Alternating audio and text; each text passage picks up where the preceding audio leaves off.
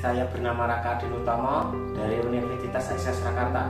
Di sini saya akan menyampaikan video edukasi yang berjudul Cara penanganan balita tersedak. Apa itu tersedak? Tersedak adalah tersumbatnya jalan napas akibat masuknya benda asing ke mulut sehingga mengalami kekurangan oksigen dan menyebabkan kematian. Penyebab tersedak ada 3, yaitu yang pertama benda-benda kecil.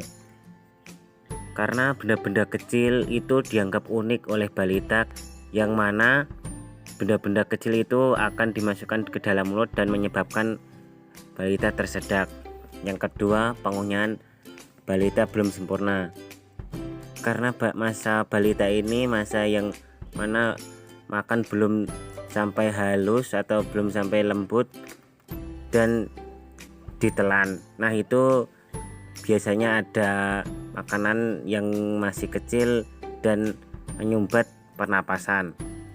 Selanjutnya yang ketiga, balita saat makan diajak bicara. Nah, untuk para orang tua jangan mengajak balitanya bicara saat makan karena dapat menyebabkan tersedak.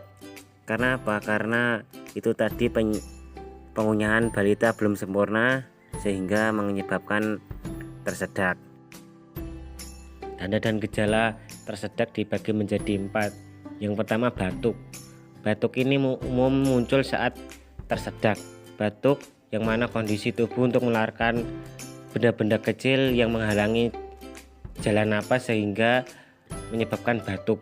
Yang kedua, leher seperti tercekik, yang mana kondisi itu rasa ketidaknyamanan saat benda-benda kecil ada di dalam tenggorokan atau di dalam mulut sehingga seperti tercekik dan tidak nyaman.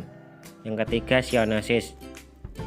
Sianosis itu suatu kondisi tubuh yang dapat dilihat dalam raut wajah atau dalam tangan yang mana kondisi itu membiru. Sianosis kan artinya membiru. Nah, biasanya orang tua dapat dilihat ketika saat balitanya makan dan kondisi itu seperti membiru. Nah, maka orang tua harus mewaspadainya.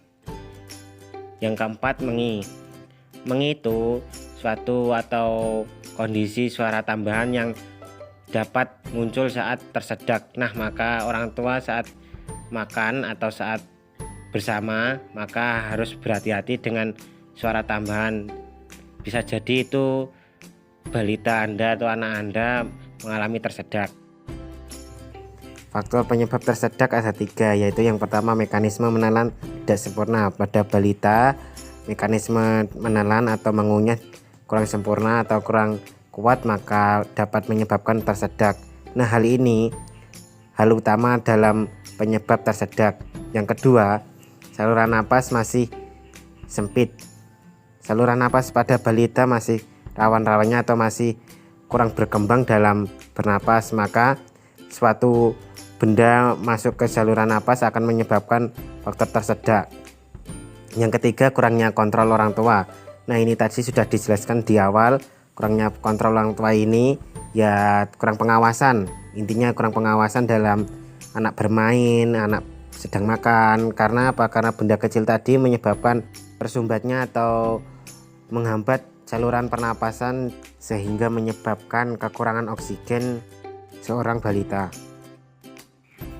Cara pertolongan pertama balita tersedak ada 3. Yang pertama, menepuk dada. Bahasa ilmiahnya chest thrust. Yang kedua, menepuk punggung. Bahasa ilmiahnya back blow. Yang ketiga, hentakan perut. Ini dilakukan pada balita 2-5 tahun. Bahasa ilmiahnya manual Heilmich. Nah, itu tadi 3 cara pertolongan pertama pada balita tersedak. Ini berikut ada video untuk para orang tua agar bisa melakukan tindakan 3 tadi untuk balita tersedak. Silahkan nonton tindakan atau langkah-langkah pada video ini agar bermanfaat bagi keluarga. Silahkan menonton. Ya, terima kasih penjelasan di depan tadi. Di sini saya akan memperdalam atau memberikan contoh tentang cara penanganan balita tersedak. Nah, di depan tadi kan ada 3 cara. Yang pertama menepuk dada, yang kedua menepuk punggung, yang ketiga hentakan perut. Nah, itu tadi semua harus dilakukan atau apabila yang pertama sudah selesai itu bisa keluar, bisa dihentikan.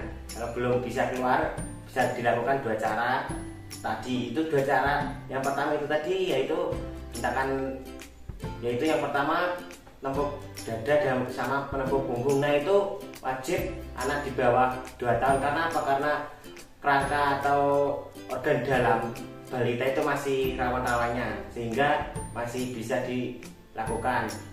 Terus yang selanjutnya yang ketiga ini tadi hentakan perut, itu harus anak di atas 2 tahun sampai 5 tahun. Kenapa? Karena sebalikannya tadi organ atau kerangka dalam tubuh manusia atau dalam tubuh bayi itu sudah mulai kuat sehingga bisa dilakukan hentakan perut. Nah, di sini saya akan mulai cara potongan pertama. Yang pertama itu seperti balita. Yang pertama hentakan dada. Hentakan dada itu posisikan bayi sejajar, kepala dengan tubuh itu sejajar. Karena apa? Karena posisi kepala ini bisa menyebabkan mempercepat keluarnya benda-benda yang kecil yang tadi yang masuk. Yang pertama itu kita pegang seperti kakinya seperti biasa, kita pegang erat, kita sejajarkan. Nah, kita tepuk dengan 2 jari atau 3 jari bisa di bagian tulang dada ini bisa dilakukan. Kita lakukan 2-5 hitungan sesuai dengan kondisi. Kita mulai bersama-sama. 1, 2, 3, 4, 5.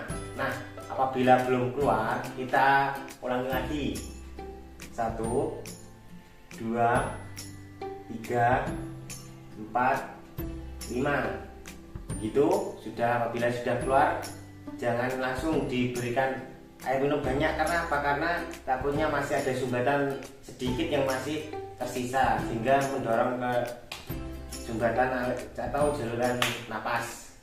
Yang kedua ini apabila sudah belum keluar, kita lakukan tepukan punggung. Kita tengkorakkan bayi dengan tangannya luruskan ke depan begini. Kita pegang dadanya, pegang erat agar tidak jatuh. Nah, ini posisinya itu kepala itu lebih rendah dari tubuh. Karena apa? Itu tadi posisi kepala menyebabkan bertambah cepatnya keluar. Nah, kita posisikan gini. Kita tepuk dengan punggung tangan. Kita lakukan dengan 2-5 hitungan. Yaitu kita hitung bersama-sama.